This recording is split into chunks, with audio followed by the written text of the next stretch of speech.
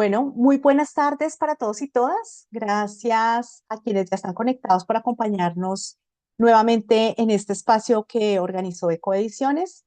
Hoy vamos a tener una sesión muy interesante titulada El estrés a la calma, estrategias para la gestión de las emociones en la vida cotidiana, a cargo del profesor Alexander Ortiz.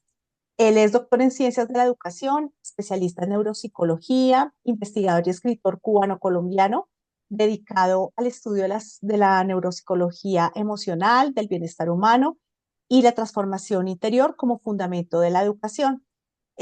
También es docente, director de programas de posgrado y formador de maestros en temas de neuroeducación, pedagogía y cuidado emocional. Antes de empezar, quiero recordarles que pueden hacer uso de la caja de preguntas y respuestas que encuentran en la parte inferior de sus pantallas para preguntarle al profesor lo que deseen. Él estará respondiendo los últimos 15 minutos aproximadamente. Y también aprovecho para comentarles que el libro Cómo gestionar el estrés, tristeza, ansiedad y preocupaciones, neuropsicología y educación emocional, en el cual está basado este espacio, estará con el 20% de descuento en formato digital en nuestra página web durante la transmisión de este evento. Quienes lo compren en este espacio se pueden llevar gratis el microcurso de introducción a ChatGPT. Entonces, ahora sí, profesor Ortiz, bienvenido. Muchas gracias por acompañarnos hoy. Muchísimas gracias a las directivas de la prestigiosa editorial ECOE de este maravilloso país, Colombia, por haberme extendido la invitación para realizar esta reflexión, esta conferencia o conversatorio, como quisiéramos llamarle. Muy feliz por la invitación y también por haber accedido a publicar nuestro manuscrito sobre la autogestión de las emociones. En esta oportunidad vamos a conversar sobre un tema muy interesante, muy manido, pero también muy polémico, complejo, pertinente y urgente, diría yo, no solo en Colombia, sino en Latinoamérica, que es cómo gestionar nuestras emociones en la vida cotidiana, no solo cuando tenemos un problema grave, que vamos a una terapia psicológica, sino cómo podemos utilizar estrategias en nuestro vivir diario para transitar del estrés a la calma. Todos hemos sentido en nuestra vida preocupación, angustia, ansiedad o eso que también llamamos estrés, y no vivimos en paz, no vivimos en tranquilidad, no vivimos en sosiego, y eso nos desestabiliza y no nos permite desarrollar con éxito nuestras actividades personales, del hogar, familiares, laborales y profesionales. De manera que yo lo defino como una urgencia, ese tránsito del estrés a la calma. Y hoy quisiera reflexionar con ustedes sobre este tema. Cuando decimos que vamos a reflexionar sobre estrategias para gestionar las emociones en la vida cotidiana, pues hay que hablar de la vida, qué es la vida en realidad, cómo vivimos nosotros nuestra cotidianidad. Yo utilizo una metáfora muy bonita en la que expreso que la vida es como esta alberca, como esta piscina. Cada quien habla desde donde se encuentra. Una persona puede sentir que está muy honda, otra persona puede sentir que está muy bajita, otra persona puede sentir que está perfecta. Y en las relaciones humanas necesitamos de respeto, necesitamos de mucha empatía, ponerse en el lugar del otro para comprender por qué y cómo tiene un estado de ánimo determinado. Porque a veces una misma situación no genera la misma reacción en cada uno de nosotros. Hemos visto cómo no todas las personas reaccionamos de la misma manera ante una situación determinada. Todos tenemos cargas, todos tenemos pesos que a veces nos rompen en nuestra cotidianidad. Pero lo que nos rompe en realidad no es el peso. Lo que nos rompe en realidad es la forma en la que nosotros cargamos ese peso. Y esta imagen es muy ilustrativa. Si yo el peso me lo echo al hombro, por supuesto que me voy a romper de manera muy fácil. Pero si yo el peso lo coloco en una herramienta, en un instrumento para trasladarlo de manera sencilla, fácil, pues lo voy a llevar mejor. Y esa herramienta, ese instrumento es precisamente las estrategias para autogestionar nuestras emociones. Si nosotros cargamos con el mismo peso, ¿por qué a una persona le pesa más y a otra persona le pesa menos? Porque cada quien decide el peso que le da a las cosas. las situaciones, las cosas, los problemas, las circunstancias, los eventos, los acontecimientos de nuestra vida cotidiana no tienen el mismo peso, no tienen la misma importancia para todas las personas. Cada persona le da un sentido, le da un significado, le da una importancia a una situación determinada. Y esa importancia que le damos mentalmente a través de nuestro pensamiento, a través de nuestro cerebro, de nuestra mente, a las situaciones, es lo que va a determinar si esa situación se convierte en un evento estresante, un evento que nos va a llenar de angustia, de ansiedad, de preocupación, o en un evento que aunque sea complejo, difícil, nos puede permitir incluso, diría yo, disfrutarlo. Este dibujo, por ejemplo, nos muestra dos vasos, una metáfora muy bonita, que son idénticos, que contienen la misma cantidad de agua, pero muestra dos reacciones diferentes. Mientras una persona se ahoga, otra persona flota. ¿Y por qué sucede esto? Porque no son las situaciones las que roban nuestra paz, sino la forma de reaccionar ante ellas. Y en la vida cotidiana sucede así también. Mientras una persona se queja, la otra persona agradece. Mientras una persona se asusta, la otra persona ora o reza. Mientras una persona habla demasiado, la otra persona está en silencio, en paz, en tranquilidad. Situaciones muy similares generan reacciones diferentes. Y es verdad que a veces no podemos controlar lo que nos sucede, situaciones externas no podemos controlarlas, pero sí podemos elegir cómo reaccionar ante esa situación. Yo lo digo aquí muy fácil, parece que es difícil, pero en realidad es muy sencillo, pero hay que practicarlo, requiere de entrenamiento. Igual que nosotros vamos al gimnasio o a un campo deportivo a entrenarnos físicamente para cuidar nuestro cuerpo, nuestra salud física, también tenemos que ir a gimnasios mentales para entrenar nuestra salud mental, porque el ser humano no es solamente cuerpo físico, el ser humano también está dotado de una mente intangible que también determina nuestro estado de ánimo y nuestra salud física. A veces me dicen, doctor, pero es que a veces existen personas que nos sacan, que nos desestabilizan. Sí, es cierto, yo no puedo cambiar las actitudes de las personas, pero yo sí puedo elegir no dejarme afectar por las personas. Los seres humanos somos seres sociales, convivimos con muchas personas en nuestro hogar, esposa, novio, hijo, hija, convivimos con personas en nuestro centro laboral. Y a veces la persona actúa de una manera que me puede desestabilizar, pero yo puedo decidir cómo reacciono. Eso nos pasa hasta compartiendo con solo una persona. Yo recuerdo cuando estaba escribiendo esta obra junto con la psicóloga Karina Patricia Ballestas Arzuza, una de las miembros de nuestro grupo de investigación, psicóloga de la UNAD, que a quien agradezco que me haya acompañado en este viaje, porque sin ella el resultado del libro no hubiese sido el mismo, que entre nosotros había también discusiones cuando plasmábamos determinado discurso en la obra o determinada estrategia praxeológica.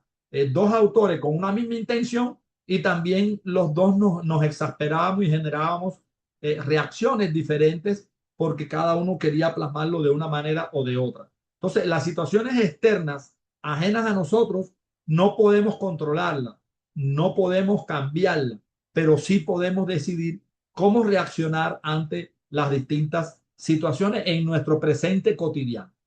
Ahora, ya dejando a un lado las metáforas que las utilizamos para acercar al lector, al oyente, a las personas que nos acompañan, vamos al fundamento neuropsicológico del tema del estrés.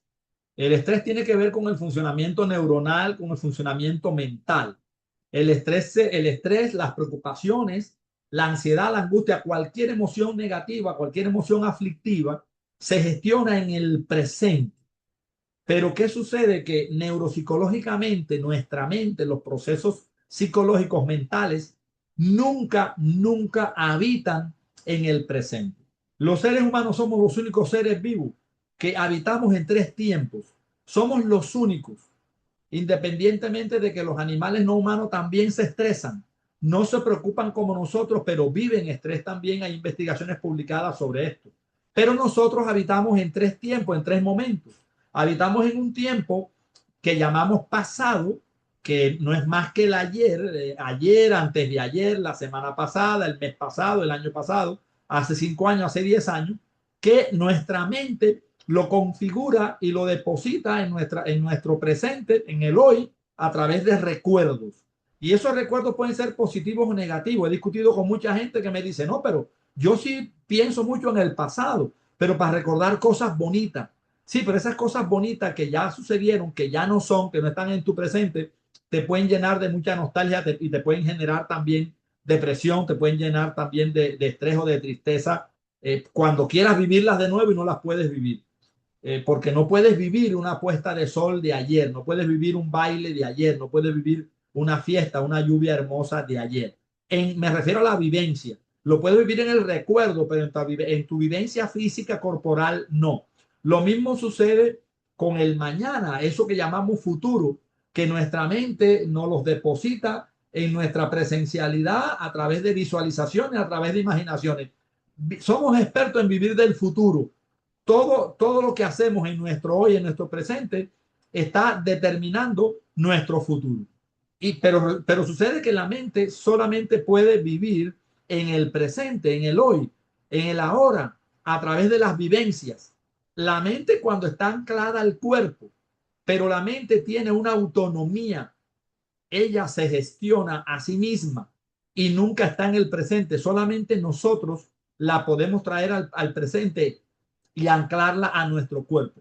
Entonces, cuando usted observa cómo usted está viviendo, lo que usted está pensando, lo que usted está sintiendo, lo que usted está vivenciando, y usted se da cuenta que usted está viviendo en el pasado, en el ayer, en forma de recuerdo, eso es muy nocivo para tu cotidianidad. Cuando tú te observas, te contemplas a ti mismo, a ti misma, y te das cuenta que estás pensando en cosas del futuro, visualizaciones, imaginaciones, en cuestiones del mañana, eso puede ser muy, pero muy nocivo porque te puede llenar de preocupación, de estrés, de angustia, de ansiedad. Entonces, fíjense cómo la depresión, la angustia, la ansiedad, las preocupaciones, el temor, el estrés, todas esas emociones que llamamos negativas o aflictivas, se generan en un pensamiento, se generan en un estado de ánimo, se generan en una idea mental, se generan en una emoción y por lo tanto nosotros podemos autogestionarla. Todo tiene que ver con el exceso. Si yo me lleno de exceso de pasado, pues voy a configurar depresión. Voy a configurar depresión en mi vida cotidiana. Pero si yo me lleno de exceso de futuro, voy a configurar angustia, ansiedad, preocupación, desespero. Eso no existe por sí solo. Lo generamos nosotros mismos. Y es un descubrimiento milenario que la neurociencia cognitiva de Occidente está refrendando. Es un conocimiento milenario de la civilización oriental, pero que en la civilización occidental las neurociencias cognitivas actuales lo están refrendando con decenas y cientos de publicaciones. El exceso de presente también es negativo, también es nocivo, porque ahí es donde se origina el estrés. El estrés se origina con el exceso de presente, pero porque estamos pensando en algo del futuro, una cuestión del trabajo, una factura que hay que cancelar, que hay que pagar, una cita que está por llegar, una persona que estamos esperando, una entrevista laboral. Múltiples situaciones nos pueden generar el estrés, pero lo que quiero que comprendamos es que no es la situación en sí, sino cómo pensamos nosotros sobre esa situación, porque hay un momento que es un detonante después que vivimos la situación, que es mental, que no es físico. Y ese momento que es mental, que es neuropsicológico, que es neuronal, es el que va a generar el exceso de dopamina, de desespero o de placer o de oxitocina, distintos neurotransmisores que nos van a llevar a una alegría, a una felicidad, a una calma, como dice el tema de la conferencia del webinar, un sosiego, una tranquilidad, una paz constante o un desespero, un estrés, una preocupación constante. Lo generamos nosotros mismos, no la situación. ¿Eso qué significa? Que la emocionalidad nociva se puede gestionar y nosotros debemos gestionarla y la gestionamos practicando. Tenemos que conocer nuestras concepciones, nuestros imaginarios, nuestras creencias, percepciones, sensaciones, actitudes, afectos, emociones, sentimientos del pasado, del futuro, del presente, teniendo en cuenta que la mente humana no vive en el presente, no vive en las vivencias, sino que siempre va a estar transitando del pasado a través de recuerdos, generando tristeza y depresión, hacia el futuro a través de visualizaciones, de imaginaciones, generando angustia, estrés, ansiedad, preocupación. Entonces, no está anclada al cuerpo la mente, porque el cuerpo humano siempre vive en el presente. Si yo vivo siempre en el presente y en el presente todo está bien, porque lo que no está bien es algo del pasado o algo del futuro, porque yo no puedo vivir en paz, en sosiego, en tranquilidad y en calma siempre a través de mis vivencias, porque la mente no está anclada al cuerpo. Entonces yo tengo que autogestionar mis emociones aflictivas para anclar mi mente al cuerpo y disipar, desvanecer la tristeza, la depresión generada por los recuerdos negativos, disipar, desvanecer la angustia, el estrés, la ansiedad, la preocupación generada por las visualizaciones, por las imaginaciones. Y eso lo hago generando una calma, una paz, un sosiego, una tranquilidad en mis vivencias. Y hay múltiples estrategias para eso. En el libro nosotros expresamos más de 200 estrategias. Aquí vamos a ver solamente 4 ejemplos, porque no nos da el tiempo para más, pero tenemos en el libro más de 200 estrategias. ¿Cómo nosotros podemos vivir feliz, en calma, en el medio de cualquier situación? Una condición sine qua non para lograrlo es la aceptación, como dice el Dalai Lama. La aceptación, que no es resignación, no es resignarse, porque mucha gente me dice, pero no, ¿cómo yo voy a aceptar eso? Yo tengo que cambiar eso. No, si tú puedes cambiar una situación, cámbiala. Si tú puedes cambiar una situación, cámbiala. Pero a veces nos estresamos por situaciones o por personas, por eventos, por acontecimientos que nosotros no podemos cambiar. Entonces, si yo no puedo cambiar algo, no tiene sentido que yo me estrese y que gaste energía y que yo me enfrasque en una lucha, en una batalla, en una pelea contra una situación que no puedo cambiar. No tiene sentido. Es absurdo. Tengo que aceptar. Y después que yo acepto que no es resignación, entonces voy a actuar. La aceptación no es resignarse, no es quedarse estático, no es quedarse tranquilo. La aceptación es decir, esa situación yo no la puedo cambiar, por lo tanto la acepto porque no la puedo cambiar, sencillamente por eso. Y no voy a pelear, no voy a batallar contra eso, no voy a luchar, porque me voy a dañar a mí, me voy a dañar mi vida cotidiana. Y por eso es que me estreso, me lleno de temores, de preocupación, de angustia, de ansiedad. Yo la acepto. Y después que la acepto, digo, ahora voy a actuar. Voy a actuar. Esa es la aceptación que nosotros proponemos de la mano del Dalai Lama. Una aceptación que es proactiva, que nos va a llevar a actuar para mejorar nosotros en primer lugar y mejorar la situación en general. Hay distintas formas de liberar emociones.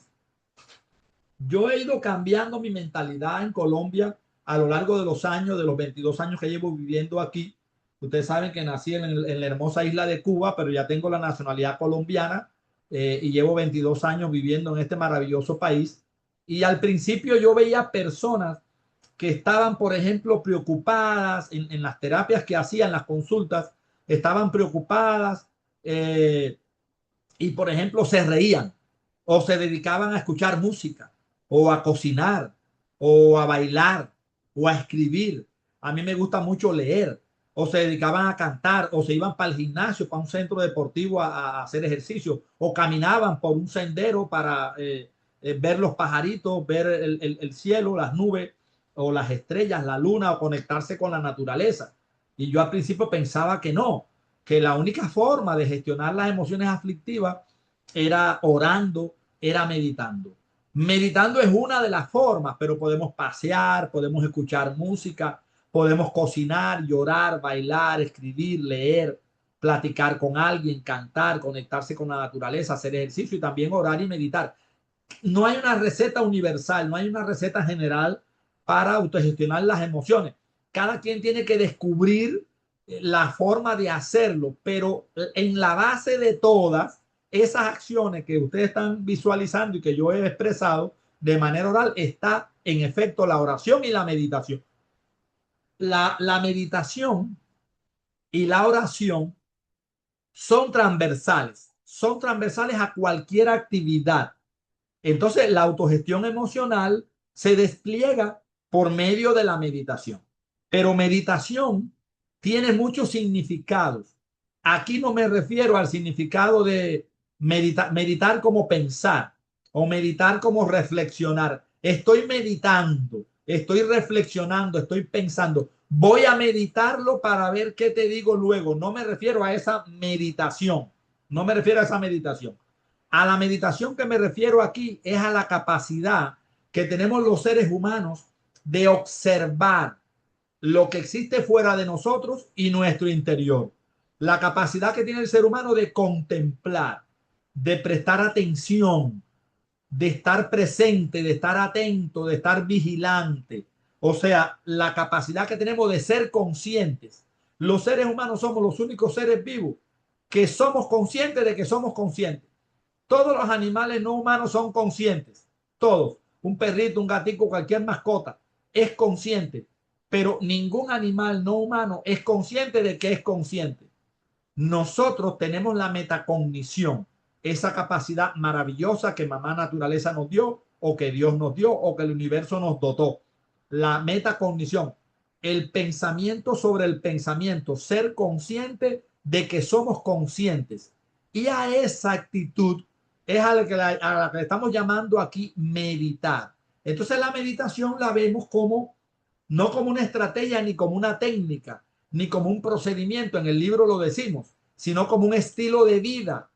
Un estilo de vida es la meditación. Es una forma de vivir cotidianamente.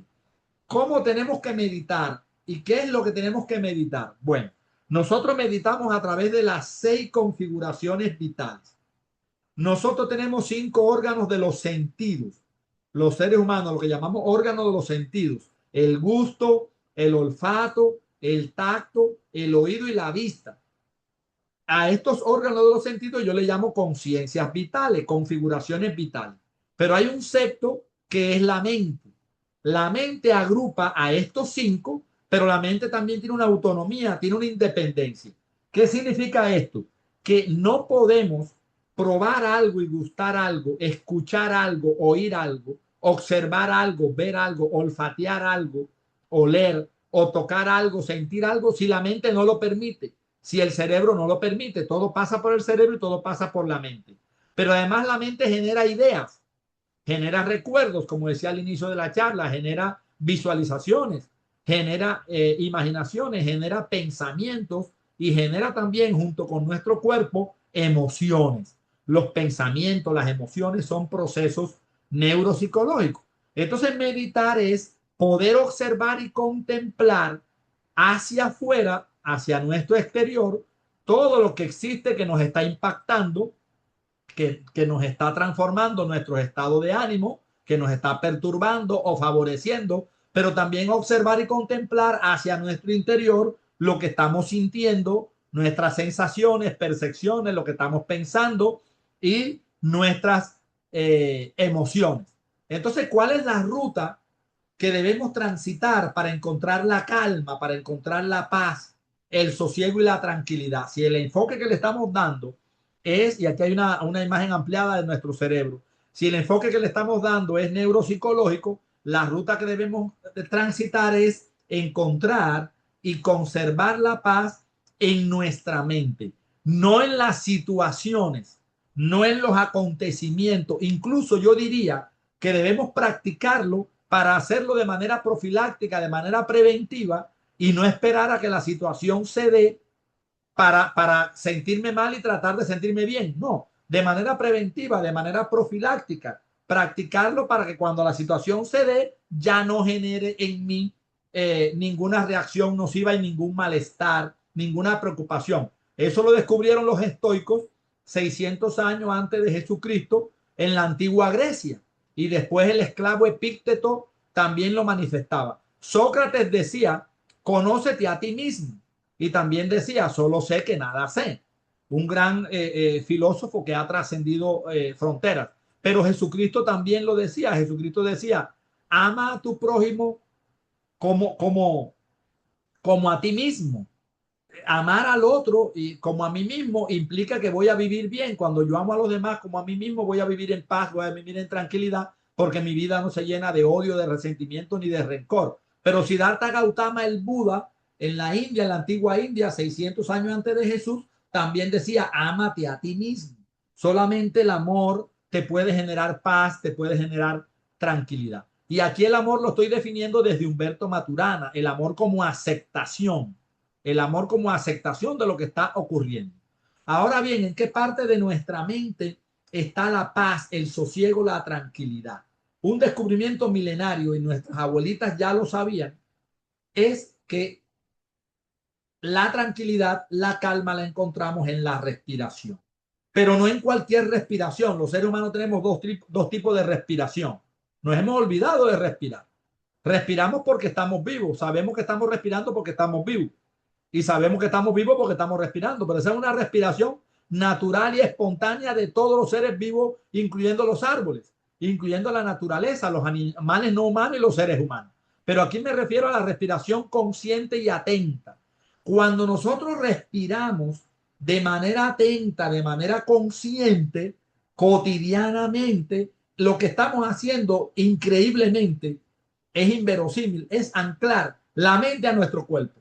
Porque la mente siempre está divagando del pasado al futuro, del ayer al mañana, y eso nos genera inestabilidad. Cuando nosotros respiramos de manera consciente y atenta, a través de la oración, de la meditación, en cualquier actividad, en una reunión, en una conferencia, bañándome, trotando, viendo un partido de fútbol, en una entrevista laboral, en cualquier actividad que desarrollemos, si yo respiro de manera atenta y consciente y observo y contemplo la respiración, enseguida voy a anclar la mente al cuerpo y puede caerse el mundo, suceder lo que suceda, que no me va a desestabilizar. Pero eso no se logra de un día para otro, hay que practicarlo porque es una habilidad que se desarrolla, es una competencia, al igual que las habilidades praxeológicas manipulativas que desarrollamos en los estudiantes, habilidad lectora, habilidad escritural, habilidad cognitiva, habilidad científica, matemática, distintos tipos de competencias. Las distintas competencias corporales y también las competencias emocionales se practican. Tiene que ver con la autogestión de la emoción aflictiva.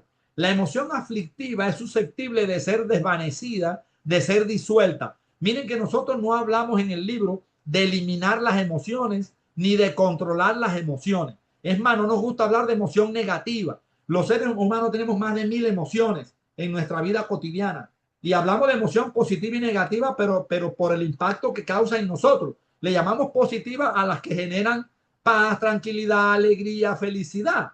Y le llamamos negativa a las que nos perturban y nos generan depresión, angustia, ansiedad, estrés, intranquilidad, miedo, temor. Pero en realidad todas las emociones son importantes. Las más de 1000 emociones que tenemos los seres humanos son importantes. No hablamos de controlarlas, las emociones no se pueden controlar. Hablamos de gestionarlas y mucho menos de eliminarlas. No se pueden eliminar las emociones, eso es imposible. Pero sí puedo disolverla, puedo desvanecerla, disiparla, que es distinto. ¿Qué significa disipar una emoción? Disipar es taparla. Es como cuando a mí me está dando el sol, me está dando el sol y viene una nube y tapa el sol. Y cuando la nube viene y tapa el sol, ya me da la sombra. Me da sombra y el sol no me calienta, no me quema, no me molesta. Pero la nube no controló el sol. La nube no eliminó el sol. El sol no desaparece. El sol siempre está allí. Pero la nube disipó el sol. Entonces, en las emociones sucede lo mismo en la gestión de las emociones. La emoción se desvanece, se disuelve, se disipa, pero la emoción está allí. Yo no la controlé, yo la gestioné. Yo no la eliminé, yo la disipé. ¿Y cuando se disuelve y se disipa una emoción? Cuando la observas fijamente y la vivencias de manera consciente. Es imposible que yo observe y disipe una emoción y que esa emoción no se disuelva y no se desvanezca. Apenas que yo la observo de manera atenta, ella empieza a desvanecerse. Y entonces ahí yo lo que empiezo es a amar y a disfrutar el bienestar, la calma, la paz, el sosiego, la alegría. Pero para hacerlo tengo que transitar por 3 acciones, no es sencillo. Tengo que practicarlas cotidianamente, observar, contemplar. Nosotros casi no contemplamos ya, no observamos porque vivimos en piloto automático y por eso se genera tanto estrés en nuestra vida. No vivenciamos, no sentimos, hay que vivenciar, sentir lo que estamos haciendo y por supuesto para poder aceptar y reconocer. Cuando yo contemplo y observo, vivencio y siento y acepto y reconozco, estoy en condiciones de amar, disfrutar la calma, el bienestar, la paz, el sosiego, la tranquilidad y la alegría. Cuando transito por esos pasos, el estrés ya no está. Y eso nosotros lo hemos practicado antes de escribir el libro, porque el libro parte de nuestras vivencias. Por eso podemos expresar con mucha firmeza que solo el amor bondadoso y compasivo puede disolver tu malestar. El amor bondadoso con los demás y el amor bondadoso con nosotros mismos, que tiene que ver con la aceptación. Aquí estamos hablando del amor como aceptación. Me está sucediendo algo, lo voy a aceptar. Tengo una enfermedad, Dios no lo quiera, lo voy a aceptar. Murió un ser querido, lo voy a aceptar, porque esa situación no la puedo cambiar. Me dejó mi pareja, lo voy a aceptar. Claro que me duele la ruptura amorosa, la pérdida física de un ser querido, me duele la pérdida de una asignatura, en el caso del estudiante, la pérdida de un empleo, la factura de la electricidad, de aire que me llegó en 1 millón, en 2 millones de pesos, cuando tradicionalmente gastaba 400.000. Tengo que aceptarla, no puedo cambiar la situación. La factura ya no la puedo cambiar. Ah, yo la acepto, pero entonces voy a tomar medidas para que el próximo mes ya no sea igual. A eso le llamamos amor bondadoso, a esa aceptación. Y de esa manera se va configurando de manera compasiva, que es una de las estrategias que nosotros proponemos, la disipación de esas emociones aflictivas a través del observar, del contemplar, a través del vivenciar, del sentir, a través del aceptar, del reconocer, para poder disfrutar, para poder amar, porque la vida es maravillosa, la vida es bella y vale la pena vivirla a través del disfrute, del goce, del amor. Los seres humanos tenemos que reconocer que vamos a desaparecer de este mundo algún día. No somos inmortales, somos seres mortales. Y la vida, como dice Juan, es un ratico, la vida es una sola. Entonces no podemos vivir preocupados, estresados por situaciones que no merecen la pena. Le damos mucha importancia a esas situaciones que no merecen la pena. La paz, la calma, la armonía, el sosiego, la tranquilidad se configuran, se gestionan, o sea, se pueden lograr como metas, como intenciones. Es un propósito que yo lo puedo lograr cotidianamente a través del disfrute, a través del amor. Pero hay 3 pilares básicos que no me cansaré de reiterarlo. Observa, contempla, siente, vivencia, acepta, reconoce. O sea, yo puedo lograr ese estado de paz, de tranquilidad con estoicismo, pero tengo que desarrollar las habilidades de observación, contemplación, sentir, vivenciar, aceptar, reconocer, que son habilidades emocionales, habilidades neuropsicológicas que en la escuela no se enseñan. Ahora con la cátedra de educación emocional sí se están enseñando en las escuelas, pero desde edades tempranas no es lo común. Se enseña matemática, física, química. La familia quiere que el niño aprenda a leer, a escribir, materias, inglés, que sepa todas esas materias, que desarrolle la inteligencia, que desarrolle la cognición, pero nos preocupamos muy poco por la gestión de las emociones. Y lo que está sucediendo, lo digo con crudeza, pero lo digo con mucha responsabilidad y con mucha tristeza, lo que está sucediendo es que estamos perdiendo a nuestros jóvenes, porque se están suicidando a edades muy tempranas. Una persona no debería suicidarse a ninguna edad, pero el índice de suicidio en Colombia es altísimo. No es el más alto del mundo, pero es altísimo. Jóvenes, adolescentes, quitándose la vida porque no soportan una perturbación, o jóvenes que lloran, que gritan. Una chica hace unos días le quitó la vida a la mamá porque la mamá le quitó el internet, el wifi del internet de la casa. O sea, no soportamos que se nos descargue el celular, no soportamos que se nos acaben los minutos, no soportamos que se nos dañó el cargador del celular. Es impresionante. Y eso tiene que ver con la gestión de las emociones. En el caso de los doctorados, de las maestrías, que es el mundo mío académico, no soportamos que un jurado nos haga un señalamiento negativo en nuestra tesis y nos exasperamos. Entonces, por eso invité a nuestros doctorandos a esta reflexión en el marco de un evento que teníamos también en la Universidad del Magdalena hoy y mañana. Quizás la mariposa, me gusta mucho utilizar metáforas, y voy a ir cerrando, terminando para dar el espacio de las preguntas. Quizás la mariposa sea el mejor ejemplo para demostrar que después de momentos de gran oscuridad, algo hermoso sucede. Nosotros tenemos que ser como la mariposa. Pero recuerden que la mariposa, para llegar a ese estado tan bello, no siempre fue mariposa. Porque la mariposa, antes de ser mariposa, fue oruga y fue muy cuestionada y muy criticada. Y no era bonita y tenía muchas dificultades. Pero cuando se convierte en mariposa, la oruga que la observa le dice: ¿cómo has cambiado? Y la mariposa le dice: de eso se trata. Se trata de cambiar. Nosotros podemos cambiar y debemos cambiar. nuestro estado de ánimo, nuestra reacción ante las situaciones de la vida, nuestras relaciones interpersonales, pero tenemos que practicarlo cotidianamente. Entonces, ¿cómo autogestionar tus emociones? ¿Cómo puedes autogestionar tus emociones para disipar el estrés, la preocupación, el miedo, el temor, la depresión, la angustia, la ansiedad y todas esas emociones aflictivas? Pues yo digo que es muy sencillo de hacer después que tú lo logras, después que lo practicas, es muy sencillo de hacer, muy fácil, pero con la práctica todos los días hay que tener mucha voluntad diariamente en las actividades cotidianas.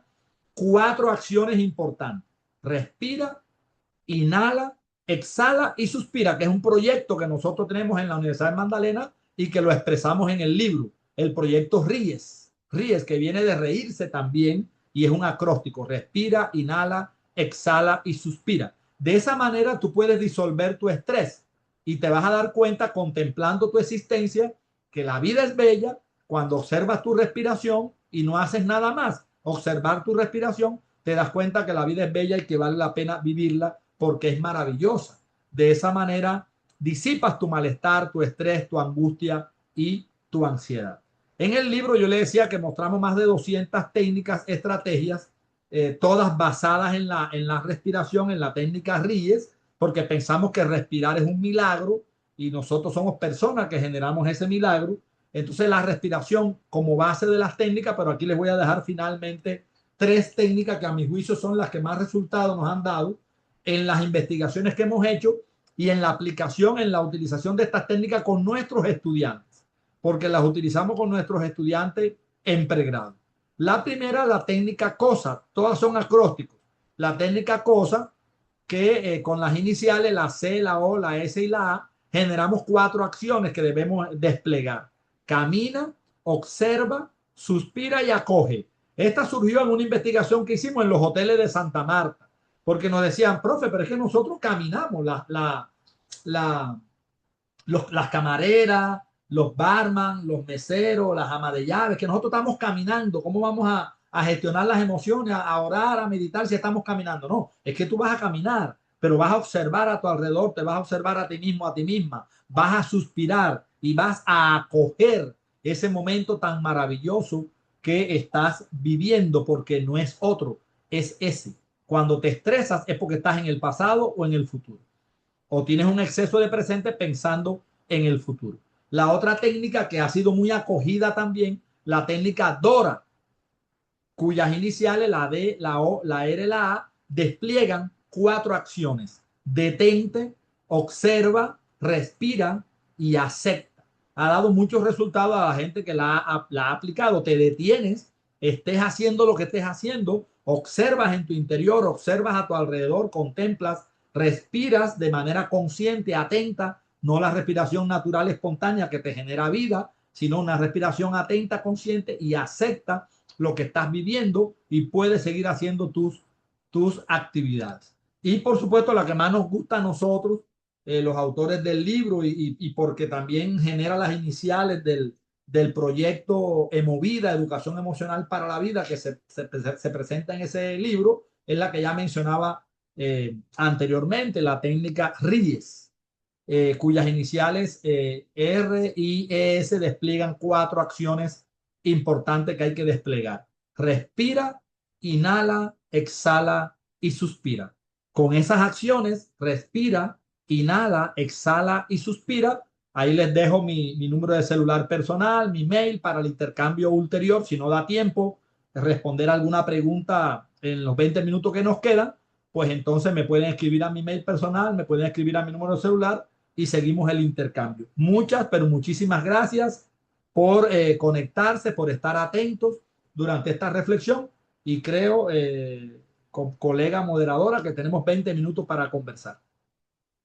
Así es, profesor. Tenemos ya varias preguntas. Le recuerdo que tenemos habilitada la caja de preguntas y respuestas en la parte inferior para que puedan hacer las preguntas que quieran al profesor Ortiz.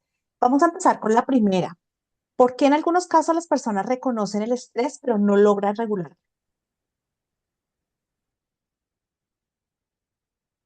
El primer paso, bueno, uno de los pasos para reconocerlo es vivenciarlo y es observarlo y contemplar, ¿verdad? Son cuatro acciones. Son cuatro acciones que yo las desplegaba ahorita cuando hablamos de la configuración compasiva. Aceptar, observar, primero observar, contemplar, sentir, vivenciar y por último aceptar, reconocer. La última, la cuarta acción es ejecutar los procesos neuropsicológicos, cualquiera de estas técnicas, de manera consciente, de manera atenta, para disolver y para disipar. En efecto, quien hace la pregunta tiene mucha razón, porque yo puedo observar, contemplar lo que estoy sintiendo, lo que estoy pensando, puedo sentir, puedo vivenciar ese estado de ánimo, puedo aceptar, reconocer que estoy enojado, puedo aceptar, reconocer que estoy rabioso, que tengo ira, rabia. Puedo aceptar, reconocer que siento rencor, resentimiento hacia alguien. Puedo aceptar, reconocer que estoy preocupado, angustiado, ansioso. Puedo aceptar, reconocer que estoy estresado, que es la pregunta. Todas las emociones aflictivas se parecen mucho y tienen un mismo origen, una misma causa, una misma consecuencia y las mismas estrategias para superarlas. Pero ¿qué pasa? Que yo tengo que ejecutar la acción, o sea, tengo que ejecutar alguna estrategia, alguna técnica de estas que mencionamos u otras de manera consciente. Muchas veces reconocemos que estoy rabioso, pero no doy el último paso, que es estar atento, estar consciente de que la ira, la rabia, el estrés a quien le causa daño es a mí mismo y no ejecuto o a mí misma y no ejecuto las acciones para disiparlo y para desvanecerlo. Entonces hay que practicarlo, hay que leer, hay que llenarse de herramientas, como lo expresamos en nuestros libros, en nuestras obras, para poder entonces practicarlo antes de que suceda la emoción aflictiva, antes de estar estresado, estando en calma, estando en tranquilidad, practicar estas acciones para cuando suceda la emoción aflictiva poder entonces disiparla, desvanecerla y disolverla. Gracias, profesor. Vamos con la siguiente pregunta. ¿Cómo influyen los estilos de crianza o aprendizaje temprana en la manera de enfrentar el estrés? Pues influye 100% porque los niños no nacen estresados. Un bebé no nace estresado. Un bebé no nace con preocupación. Un bebé no nace con angustia. Un bebé no nace con depresión. Los niños, los bebés y todos los seres vivos nacemos en el amor, nacemos en la compasión, nacemos en la emoción positiva, en la emoción del amor bondadoso, de la bondad. Nacemos para ser felices y vivir en calma, en alegría, en felicidad. Para eso nacemos. Somos ángeles. Pero esa angelidad se va perdiendo con la enseñanza en la escuela, con la televisión, con las relaciones interpersonales en la cotidianidad, con las pautas de crianza. Cohen nos publicó un libro también sobre pautas de crianzas en la infancia, en la adolescencia, que tiene un enfoque más educativo. Este tiene un enfoque más neuropsicológico, de autogestión psicológica, de que tú seas tu propio psicoterapeuta. Entonces, claro, el estilo de aprendizaje, de enseñanza y las pautas de crianza van marcando a los niños y niñas en la emocionalidad aflictiva y puede ser que un adolescente viva estresado, viva preocupado, viva con ansiedad, además de por su configuración biogenética y neuropsicológica, porque no somos solo lo educativo y lo sociocultural, pero además de la configuración biogenética y neuropsicológica, la educación en general, la enseñanza en particular y todo el enfoque sociocultural nos va a impactar de manera positiva o negativa en nuestra vida. Hay niños que viven y adolescentes que viven ansiosos, angustiados y estresados porque la familia, la mamá y el papá también lo están y le transmiten esa ansiedad, esa angustia a sus hijos.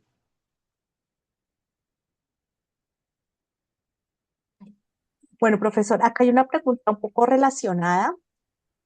¿Cómo se puede apoyar a los adolescentes que experimentan crisis de estrés relacionadas con la desconexión de dispositivos, como falta de acceso al Wi-Fi o teléfono, para ayudarles a reducir sus niveles de estrés y regular su respuesta fisiológica? Muy de la mano del ejemplo que usted estaba dando hace un rato.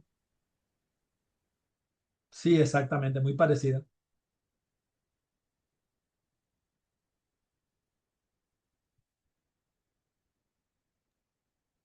Pero Muy ¿cómo se podrían interesante. apoyar a estos adolescentes que se les genera estrés por este tipo de pronto de no permisos. Hay que enseñarle, la escuela juega un papel importante y la familia también. El tema no es fácil, no se va a lograr de un día para otro. Apenas estamos implementando la cátedra de educación emocional en los colegios. Hay que enseñar desde edades tempranas, al igual que enseñamos a cuidar nuestro cuerpo, cepíllate los dientes, báñate, lávate la cara, lávate el cuerpecito, vístete, al igual que enseñamos a comer, desayuna, almuerza, cena, al igual que enseñamos a leer, escribir, a hacer los deberes, las tareas, los compromisos del colegio, al igual que enseñamos matemática, biología, ciencias naturales, física, química, geografía, sociales, historia, religión. La escuela y la familia y la sociedad en general debemos, desde edades tempranas, enseñar a conocer nuestro cerebro, nuestra mente, nuestras emociones y no solamente cabeza, cuerpo, extremidades.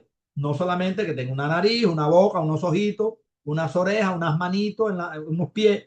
O sea, enseñar también desde edades tempranas la gestión emocional. Muchos países desarrollados de Europa ya lo están haciendo. Lo están introduciendo desde edades tempranas, desde el preescolar, jardín, prejardín. Cuando se enseña desde edades tempranas, ya no va a suceder que el adolescente se va a estresar, se va a llenar de angustia, de ansiedad, porque le quité el celular, porque tiene la tableta a una hora determinada para usarla. No puede ser salto brusco. Ahora, ya en la adolescencia hay que tratar de salvarlos, porque como no recibieron este tipo de educación emocional, hay que tratar de hacer acuerdos con ellos, mostrarles, enseñarles distintas técnicas que ellos pueden hacer también. Las técnicas están establecidas por distintas etapas etarias, por distintas edades, pero hay que enseñarlo a gestionar las emociones para que desarrollen distintas actividades de gestión emocional y no se vayan a frustrar por este tipo de control que ejercemos sobre ellos. A que le está dando las gracias por las estrategias que ha dado y que le gustaría saber cómo identificar cuándo es necesario buscar la ayuda de un profesional en psicología. ¿Cómo? ¿Cuándo es necesario buscar la ayuda de un profesional en psicología? Apenas que la persona por sí sola no sea capaz de gestionar sus emociones y sus actitudes, sus reacciones, sus comportamientos le estén causando daño a ella misma o a otra persona, hay que acudir a un profesional de psicología. Pero los psicólogos y los terapeutas no alcanzamos para la cantidad de la población que tiene una ciudad, un departamento o un país, o para las escuelas. Los psicoorientadores en las escuelas, por ejemplo, en las universidades, no alcanzan. Por eso nuestro enfoque en nuestro grupo de investigación, ustedes se han dado cuenta, con un enfoque de autogestión de las emociones. Eso no quita que tú vayas con un psicólogo, pero tú vas con el psicólogo, realizas la terapia, eso dura una hora a la semana, cuando más. Y las otras 23 horas duermes 8 horas y una hora con el psicólogo son 9 y las otras 15 horas, ¿cómo vas a hacer? Las otras 15 horas diarias, ¿cómo vas a hacer? Entonces hay que ir con el psicólogo, no digo que no, pero hay que aprender a autogestionar las emociones. La idea de nuestro libro es esa, dotar de herramientas a las personas para que, independientemente de que vayan con un psicoterapeuta, puedan gestionar las emociones por sí mismas y llegue el momento en que no lo necesitan. En algún momento lo va a necesitar al principio, cuando se esté causando mucho daño a sí misma, a sí mismo, o le esté causando daño a los demás, cuando sus acciones son nocivas. Pero ya después, cuando practica este tipo de técnica, lo va a ir superando. También tiene que ir con un psicólogo cuando el daño sea neuronal, porque cuando el daño es neuronal en el cerebro o un trastorno de personalidad, estas estrategias no van a funcionar. No funcionan mucho para trastornos de la personalidad. Ahí se requiere ya de medicación, de la acción médica, psiquiatría o de la acción neuropsicológica o psicológica, la terapia. Aunque los psicólogos también recomiendan este tipo de técnica. Entonces hay que combinar la asistencia psicológica con la autogestión, con la autoasistencia. Gracias, profesor. Bueno, alguien acá le pregunta si tiene alguna técnica para respirar. No, la técnica para respirar es ser consciente de que lo tienes que hacer. Por eso yo decía, respirar es un milagro y nos hemos olvidado de respirar. Respirar tiene dos procesos. Inhalar, que es tomar el aire por la nariz, tomar el aire por la nariz y exhalar, que es expulsar el aire por la boca, exhalar. Pero no es que tengas que decir, voy a inhalar, ahora voy a exhalar. Hay libros que lo plantean así. Nosotros lo planteamos de manera más natural, de manera más espontánea. Antes de respirar, el primer paso, que a mi juicio es el más difícil, es tomar la decisión de respirar. Esa decisión, tomarla antes de reflexionar, ser consciente de que lo tengo que hacer, es la más difícil. Eso hay que practicarlo. Pero es una cuestión de voluntad, de tomar la decisión. Yo digo, tomo la decisión de que voy a respirar porque sé que la respiración atenta y consciente es muy buena, muy bondadosa y amorosa para sentirme bien, para vivir en calma, para vivir en sosiego, en tranquilidad y en paz. Entonces, tomo la decisión y lo hago. Respiro de manera natural, espontánea y observo la respiración. Pero el acto de tomar la decisión es previo a respirar y a observar. Yo tengo que tomar la decisión todos los días, a cada rato, a cada momento, a cada hora, a cada minuto, a cada suspiro, a cada segundo. O sea, ir tomando la decisión. Cuando yo lo practico constantemente, llega el momento que ya tú lo haces de manera natural, de manera espontánea y es imperceptible. Nadie se da cuenta, ni tú mismo. Ni uno mismo se da cuenta de que está respirando de manera atenta y consciente. Entonces, no hay una técnica específica, sencillamente tomar la decisión y hacer y practicarlo. Bueno, vamos a ver si alcanzamos a hacer una o dos preguntas más. Vamos con la siguiente. Em, ¿Las estrategias que ha mencionado funcionan igual en todas las edades? Quisiera saber si se han hecho estudios con adultos mayores que demuestren la efectividad de estrategias como estas. Sí y no. Sí funcionan igual en todas las edades en el sentido de que son estrategias generales universales que la puede practicar cualquier ser humano. Y no porque hay que hacer una adecuación según la etapa etaria por la que está transitando la persona. El cerebro de un bebé, el cerebro de un niño, el cerebro de un infante, el cerebro de un adolescente, el cerebro de un joven, el cerebro de un adulto, el cerebro de un adulto mayor no es el mismo. El cerebro masculino, el cerebro femenino no son iguales.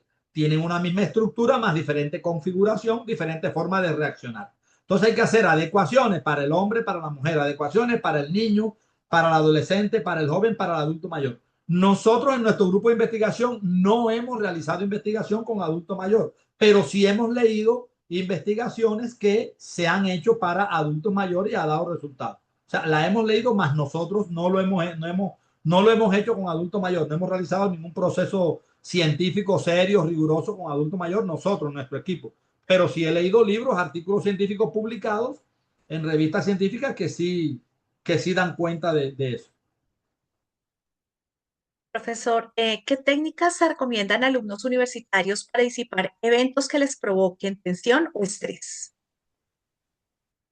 ¿Cómo? ¿Qué técnicas?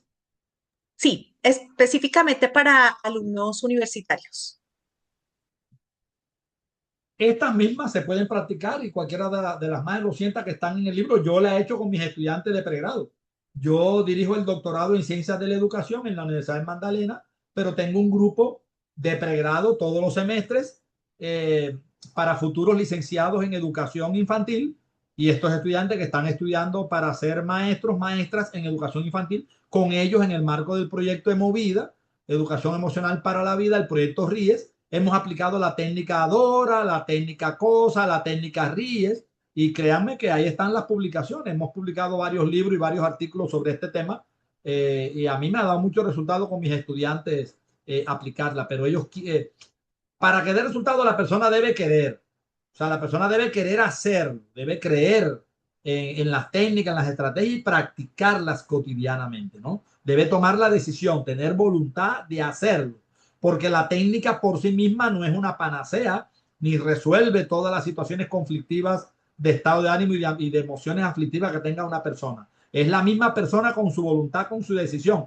y la técnica, la herramienta es una ayuda, pero la persona es la que tiene que tomar la decisión. Si toma la decisión y descubre cuál de las técnicas, practicar varias, ensayar varias, y descubre cuál de la técnica le da resultado, va a ser muy efectivo, muy eficiente. Bueno, hay otra pregunta que me parece bien interesante. ¿Por qué la interpretación de un hecho puede generar más estrés que el hecho en sí mismo? No, no escuché lo anterior, el hecho en sí mismo. ¿Por qué la interpretación de un hecho puede generar más estrés que el hecho en sí mismo? Sí, lo que genera el estrés es mi reacción y lo que yo pienso sobre el hecho. El hecho y la situación no genera ninguna emoción aflictiva. El hecho es un hecho, es una situación. Pero no escuché la palabra porque se cortó la palabra que dice la persona, o sea, la palabra que está diciendo que genera el estrés, ¿cuál es? No, ¿por qué la interpretación de un hecho genera más Ah, eso. estrés? Ujú. ¿Por qué? Porque la actuación de la persona, muy excelente pregunta, creo que esa sirve para las conclusiones de este evento. La actuación de la persona depende de la idea del pensamiento. No hay comportamiento ni actuación sin imagen mental. La persona no puede ni olfatear algo, ni decir algo, ni escuchar algo, ni observar, ni sentir, ni tocar, ni actuar sin que funcione el cerebro y la mente. Los pensamientos determinan el comportamiento, la acción. Entonces, la interpretación siempre va a ser intangible mental. Y después de la interpretación es que viene el comportamiento, es que viene la actitud. Entonces, el hecho en sí es externo, es ajeno a la persona, puede ser uno u otro. Y voy a decir dos metáforas que no las dije en la conferencia. Cuando eh, una hierba, una metáfora, cuando una hierba le grita a una flor, oye, tú no eres flor, tú eres una hierba. Por esa razón la flor no se convierte en hierba. La flor sigue siendo flor. Le griten lo que le griten, sigue siendo flor. Si un vaso de agua le grita a un vaso de jugo de naranja, oye, tú no eres jugo de naranja, tú eres agua, el jugo de naranja no se convierte en agua, sigue siendo jugo de naranja. ¿Qué significan estas dos metáforas? Que suceda lo que suceda en tu vida, cualquier hecho, cualquier situación, con cualquier acontecimiento, y te digan lo que te digan cualquier persona, y te hagan lo que te hagan, lo que te causa malestar no es lo que te dijeron, lo que te hicieron y lo que te sucedió. Lo que te causa malestar es lo que tú pensaste sobre eso, tu reacción, tu imagen neuronal, psicológica, mental. Eso es lo que te marca. Lo que determina tu actitud, tu comportamiento es lo que tú interpretas, la exégesis, la hermenéutica, el análisis que tú haces de la situación. Y me perdonan, a mí alguien me puede decir, tú eres un estúpido en la calle. Y yo puedo darle una bofetada a la persona o yo puedo sonreírme y decirle, listo, soy un estúpido para ti. Pero porque me diga estúpido, yo no soy un estúpido. Me puede decir estúpido, idiota, y yo me puedo sentir estúpido o idiota o puedo no sentirme estúpido ni idiota. O sea, es como yo reacciono. Es más o menos, es complejo porque es más o menos. Lo que pasa es que a veces no estamos dispuestos a eso. Y cuando alguien nos dice algo, nos hace algo, nuestra reacción siempre es a ser contestatario, a reaccionar y a ofender también o a luchar o a batallar. Es más o menos lo que hacía Jesús, poner la otra mejilla. O sea, en la vida tenemos que poner la otra mejilla ante los hechos, ante las situaciones, porque eso es lo que va a permitir que podamos vivir en calma, en tranquilidad y en sosiego. Bueno, profesor, efectivamente con esta respuesta cerramos este espacio.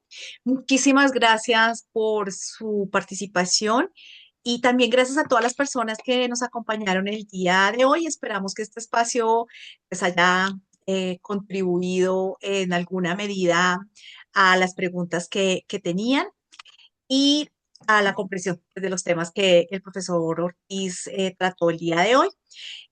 Los invitamos a seguirnos en nuestras redes sociales para que conozcan más sobre nuestras novedades, sobre nuestros eventos y una feliz tarde para todos. Que tengan una excelente tarde. Hasta una nueva oportunidad. Hasta luego.